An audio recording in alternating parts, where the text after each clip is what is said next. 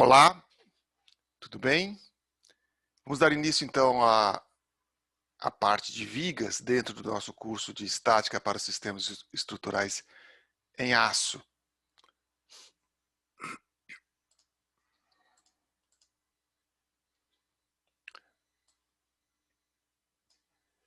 Nós vamos, nesta primeira parte, ver a introdução, a determinação dos esforços em vigas simplesmente apoiadas, que são tipo básico para o entendimento da estrutura de modo geral.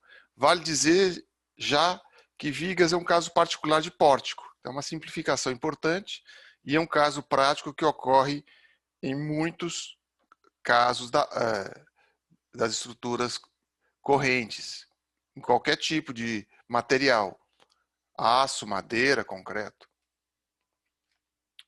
Bom, nós já vimos que essa evolução do entendimento das estruturas passou por primeiro a gente conseguir visualizar o encaminhamento das cargas e do comportamento da estrutura, ou no arco natural, no arco romano, que tinha uma grande invenção, porque o arco circular não é a melhor forma para suportar o próprio peso, e os romanos faziam esse enchimento aqui que comprimia, né?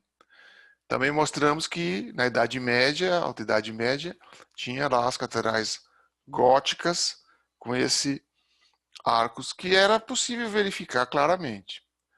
Mesmo durante o Renascimento, com as estruturas de madeira tendo esse formato, a gente sabe que os esforços só podem passar por aqui. E óbvio que eles já sabiam que era tração ou compressão. E eu já comentei que esse detalhamento aqui poderia ser feito hoje sem tirar nada. Essa estrutura do Andrea Palladio, que tem várias pontes em madeira ainda em pé.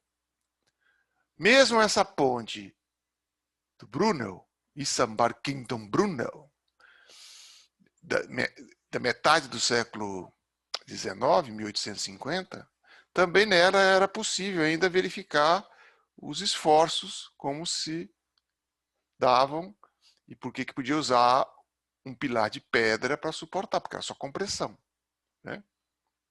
E aqui a gente vê claramente o encaminhamento das forças com uma ferramenta já da matemática do final do século XIX, que são os vetores. Mas o grande problema foi o entendimento do funcionamento de uma viga como essa, dessa ponte Britânia, também da metade do século XIX, não podia ser entendido de uma maneira tão intuitiva. Primeiro que é bom que se diga que só foi possível essas vigas por conta, ou seja, dessa forma, essa nova forma estrutural, a viga, com esse vão, por conta da invenção do novo material, no caso aí o ferro trabalhado, não é ainda o aço. O aço é um pouco posterior ao desenvolvimento do século XIX. No final do século XIX começa a ter grande quantidade de aço. Mas então, entender essa viga aqui é uma abstração que de fato intriga, porque a carga está andando na horizontal, esse é o fato.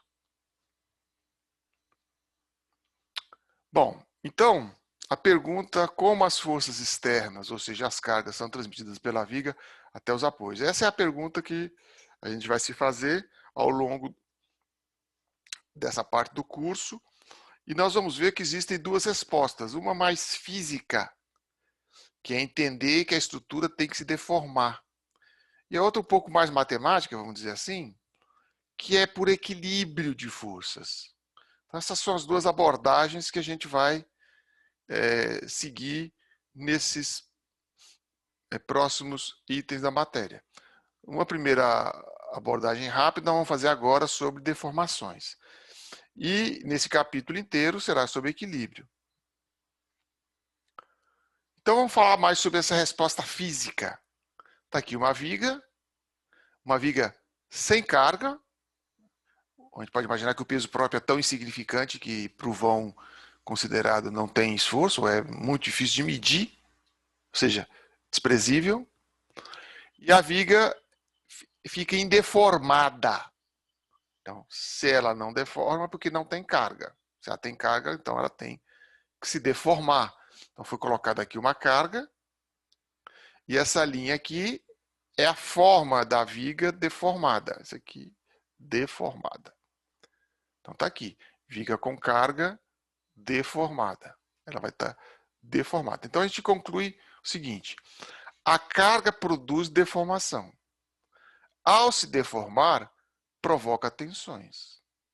O resultado da tensão por toda a seção transversal é o esforço interno. Então, esse é um caminho observando deformações, tensões e depois o esforço interno. É um caminho mais físico, mais de como é o comportamento propriamente das estruturas. Então, as tensões, adiantando já, são pressões internas feitas intermolecularmente, vamos dizer assim. São por unidade diária, por unidade de quantidade de átomos ou cristais, dependendo do material, a gente tem uma força. Essa força por unidade diária é a tensão, que seriam como se pressões internas que passam pela estrutura. Então, a gente mais uma vez enfatiza: estrutura que não deforma não trabalha. Para trabalhar, ela tem que se deformar. Não existe estrutura indeformável. Não sei que ela seja uma peça tão rígida que não é estrutura como a gente está imaginando aqui. Para ser econômica, ela tem que ser deformada. E com isso a gente consegue dimensionar estruturas mais leves. Mas agora nós estamos vendo as deformações ou tensões internas dentro dessa viga aqui. Essa figura é fantástica, permite ver como fosse um fluxo, né? Você podia imaginar que aqui é um elemento poluente e ele se propagando para sair do outro lado, para fazer várias analogias. Esse método é chamado de fotoelasticidade. Até a década de 1970 esteve muito em voga, inclusive para as estruturas de construção civil, estruturas de arquitetura. Quem quiser saber mais pode ir lá na Wikipédia em inglês, está muito bom esse item aqui de fotoelasticidade. É como se a gente percebesse o fluxo das tensões. Então perceba que aqui tem mais intensidade, porque a carga que está aqui rapidamente chega no apoio. Ela se reparte, uma parte para cada lado. Essa carga aqui talvez seja até menor, não está dado nada, mas a gente pode perceber que o impacto dela nesse local é menor. Notem que não existe essa coisa de carga pontualzinha, assim. Isso é uma abstração matemática. Ela tem que ter uma superfície de contato. E notem que tem uma baita de uma perturbação aqui. Mas, para minha surpresa, hoje em dia ainda se utiliza esse tipo de material. A luz se polariza pelos cristais de alguns materiais. Eu me lembro que a gente chegou a fazer experimentos com acrílico. Então, tem materiais que têm essa propriedade. Né? Aqui tem uma viga simétrica, a gente percebe claramente a distribuição simétrica. E aqui, uma onde só tem uma carga e a gente vê que a carga vai direto para o local mais próximo, para o apoio mais próximo. Então, isso já é uma forma de visualizar, mas perdeu muito o interesse com o desenvolvimento dos elementos finitos também a partir da década de 1970. Então, boa parte das questões experimentais dessa natureza, mais qualitativa, também pode ser feita com métodos numéricos, principalmente de elementos finitos. Bom, então uma pergunta: como o fluxo de deformações ou tensões, tão variável, percebam como é variável, resulta nos esforços internos de equilíbrio? Vale lembrar que o nosso amigo Isaac Newton, já quase estamos íntimos dele, né? Chamava as derivadas de fluxões, taxas de variação. Perceba que isso aí é quase uma visão do fluxo dos esforços saindo da carga e indo para as reações. E como é que isso tão variável pode resultar em esforços internos de equilíbrio? Então, somar algo tão variável ao longo de uma sessão precisa de uma técnica especial de soma. Não é? Então, com isso a gente vem com a resposta. Aguarde os próximos episódios e lembre-se das chaves do castelo do cálculo diferencial integral. É isso que permite a gente resolver pela vertente das deformações. Por agora nós vamos voltar, então, à vertente do equilíbrio, que é mais matemática, por assim dizer, e vamos usar esse exemplo aqui dessa carga com duas cargas concentradas, equidistante dos apoios e entre si, né? Dividindo nos terços aqui do vão. Essa é uma viga muito usada em ensaio de laboratório, de estruturas. A gente vai ver mais na final por quê. Bom, outra máxima que a gente está colocando de forma sistemática é: se um corpo está em equilíbrio, todos os seus pontos internos também estarão. Já falamos isso em outras aulas, reiteramos. Como é que eu provo isso? Uma maneira de provar na matemática certas coisas é por absurdo. Imagina que um ponto está se movendo e o corpo em equilíbrio. Não faz sentido, lógico. Né? Então, se um corpo está em equilíbrio, todos os seus pontos estarão também em equilíbrio. E ponto aqui no caso é o elemento infinitesimal. Não existe essa abstração de ponto. Ponto existe em geometria. Mas na matemática do cálculo diferencial integral, o que existe é o elemento infinitesimal. Aquele elemento que nós vimos lá no cálculo diferencial integral e que a partir dele, com o verdadeiro microscópio da matemática, permite a gente entender o comportamento de muitos fenômenos. Essa é a figura que eu mostrei quando a gente viu o equilíbrio num pórtico. Então veja que tem as três equações de equilíbrio, somatório de força na direção horizontal, que é esse N aqui, o esforço normal, a seção. Somatório de força na direção vertical, é esse QS aqui, cortante. E o momento na seção, é esse MS aqui. Percebam que está em equilíbrio porque esse vai para a esquerda, esse vai para a direita. Esse vai para cima, esse vai para baixo. Este é horário, este é anti-horário. Então, o elemento está em equilíbrio, o ponto está em equilíbrio. Para as vigas, a gente pode simplificar, porque raramente numa viga tem carga horizontal. Por exemplo, um caso prático que me ocorre é a frenagem de um veículo pesado quando ele passa por uma ponte. Se ele frear em cima da ponte, dá um esforço horizontal que vai ter que ser absorvido pela compressão nos elementos da viga. Então, é um caso muito particular. Então, o esforço normal existe em pórticos, mas em vigas, como não há carga horizontal, o esforço sempre é zero. Então, a gente simplifica em dois esforços. A carga, o equilíbrio vertical, cuja convenção de sinais é a seguinte: a esquerda para cima é dita para baixo, uma convenção. No final é como se eles estivessem dando um giro horário. E, na verdade, isso faz cisalhar dessa maneira. Está aqui a forma cisalhada, distorcida da seção. O momento, então, veja que os dois agindo juntos, vai produzir tração na parte de baixo e compressão na parte de cima. Então, o esforço, as tensões oriundas do momento fletor provocam simultaneamente, ao longo da seção, tração e compressão. Isso é variável. Então, o momento fletor é algo que a gente vai ter que se dedicar com muita calma, né? Para a complexidade. Então, está aqui as equações. Bom, então, essas equações, toda vez que houver mudança do equilíbrio eu tenho que calcular. O objetivo é, na verdade, fazer o equilíbrio em todos os pontos da seção.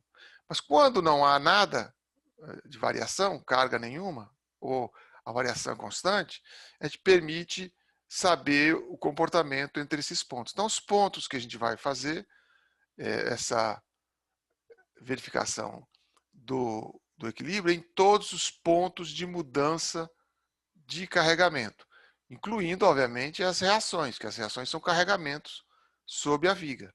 Quando a gente coloca essa força, poderia tirar os apoios, porque estaria em equilíbrio. Então, está aqui. Reações, carga concentrada, carga distribuída, ou momentos aplicados. Pode ser que eu tenha um momento aplicado no meio da viga. Um caso raro, mas é possível, né? Na prática de cada um é que vai dizer se isso existe ou não.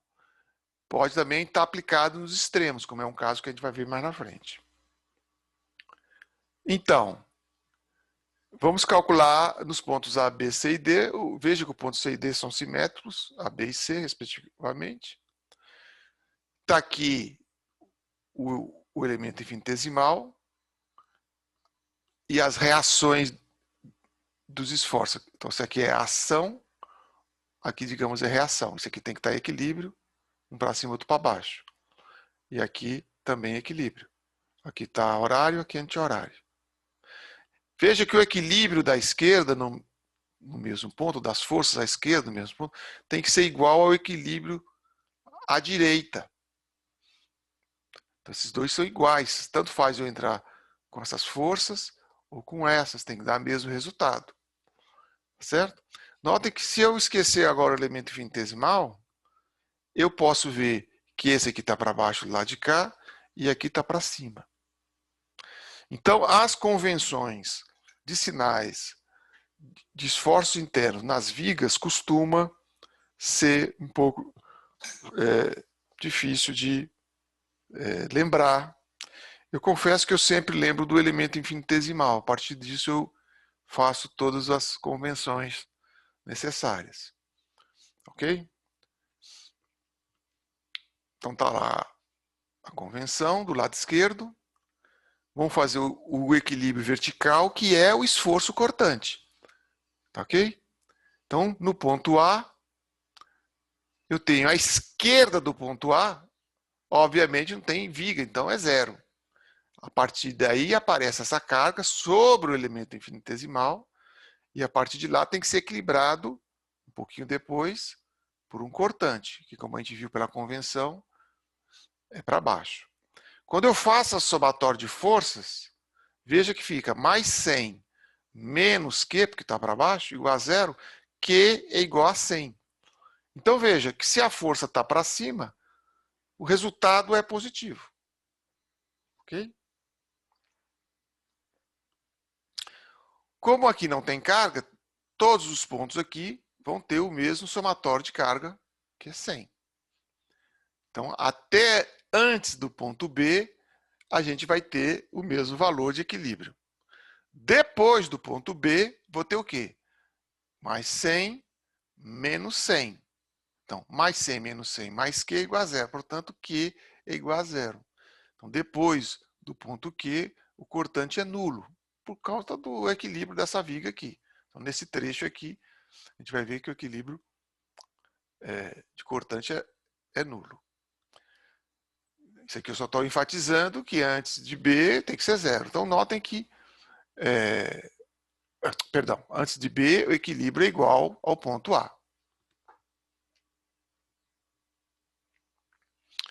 Então, para que fique assim mais simples decorar isso, há muitos anos atrás, eu decorei a seguinte regra prática, uma convenção prática.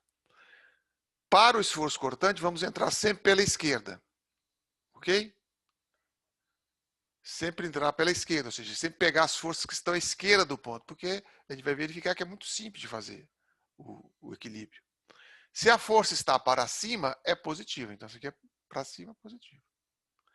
Se estiver para baixo, é negativa. Então, essa e essa, negativa. Tá certo? E a gente vai marcar o valor correspondente do equilíbrio em cada ponto para cima, como positivo, se for positivo. A gente chama esse gráfico de diagrama. É um gráfico com o resultado de todos os esforços cortantes na viga. Obviamente não vai fazer ponto a ponto, a gente faz em pontos de mudança de carregamento, de modo a simplificar o cálculo, tá certo? Então veja, entrando pela esquerda, ponto A, mais 100. Tem alguma coisa? Não, constante. A, 100 para baixo, desce. 100, mais 100 menos 100, 0. Tem alguma coisa? Nada. A, menos 100. Menos 100.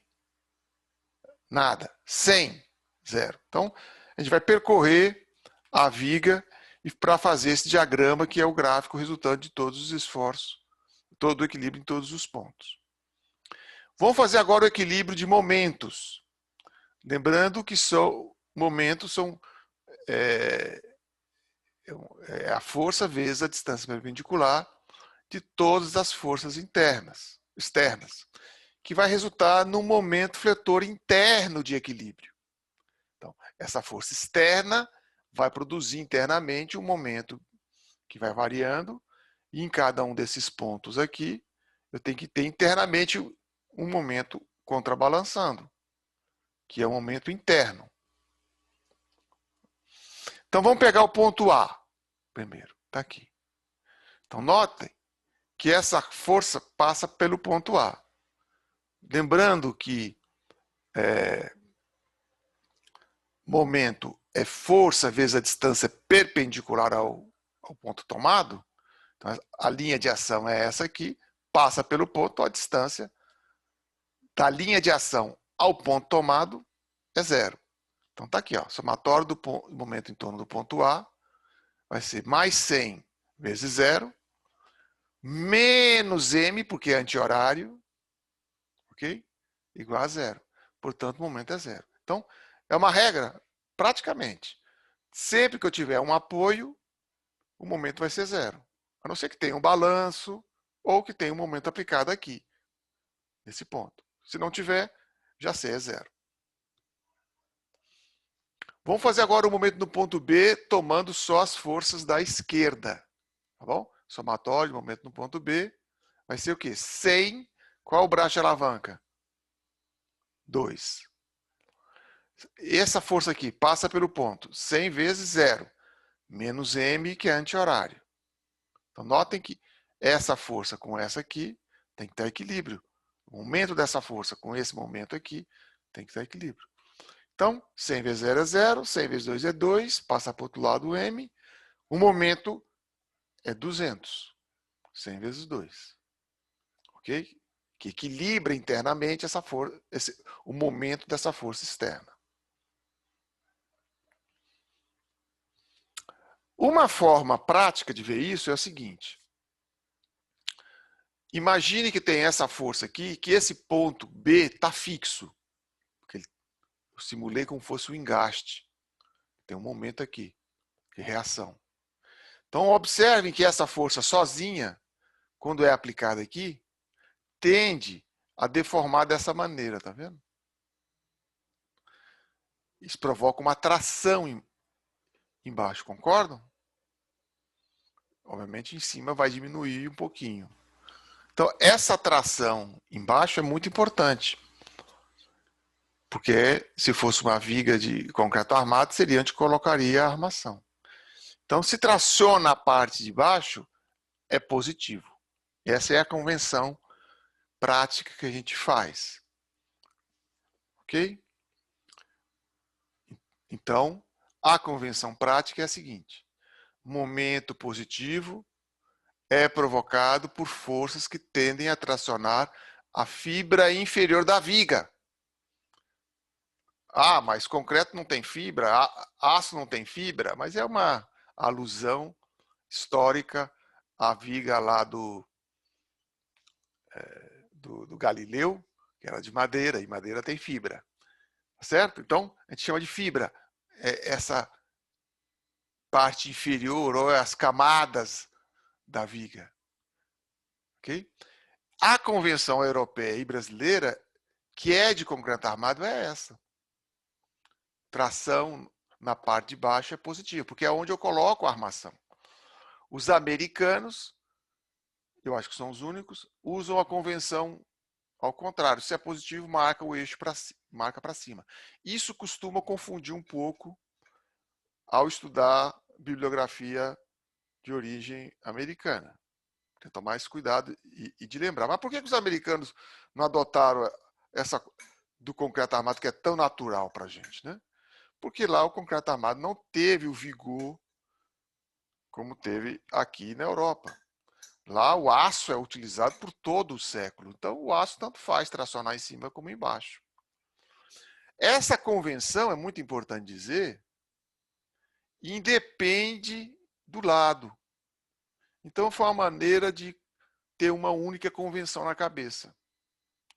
Ah, mas eu aprendi diferente, professor. Aprendi que entrando pela esquerda, se for assim, for anti-horário e tal. Tudo bem. Não tem problema, desde que dê certo.